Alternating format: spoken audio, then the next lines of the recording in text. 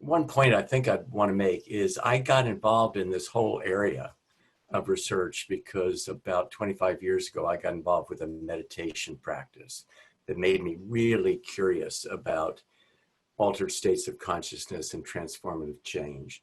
And I think one of the points that I want to make is the convergence of what we're seeing with psilocybin with what I know to be true of meditation. I have a meditation practice. I have a breathwork practice. I take a look at Om, having had some very limited experience with it, but it seems to me these are all of the same flavor. And so, I think there are going to be commonalities here and exciting possibilities for what works in terms of looking at mechanisms and evaluating some of these kinds of effects, like psilocybin or meditation, will spill over to Om. So we've done this a whole bunch of different studies, notably because I'll focus a little bit on the meditation. We've looked at psilocybin in both novice and long-term meditators, and done a number of studies in healthy volunteers and various symptomatic populations. But let me just turn to psilocybin meditation, and now I've put Om with a question mark there. So I've come to believe, where we started, that psilocybin and meditation can be viewed as complementary techniques for the exploration of the nature of mind and self. And everything I say about that might be true of Om as well.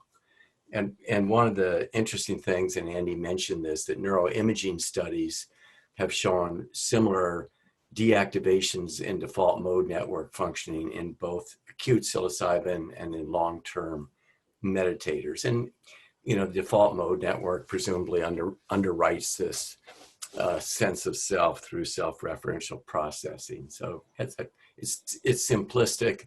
The neuroscience of this is really complex. But if you step back and think about psilocybin and meditation and the extent to which they're complementary approaches, and what I want to do is posit this is likely true for Om as well.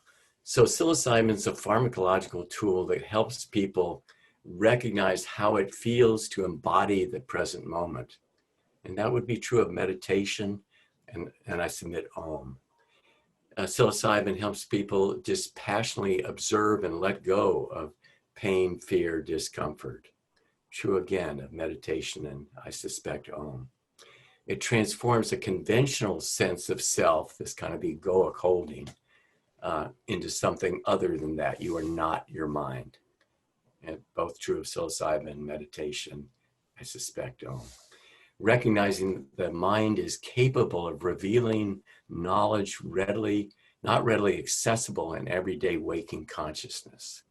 And finally, gaining an authoritative sense of an interconnectedness of all people and things, the so-called mystical experience.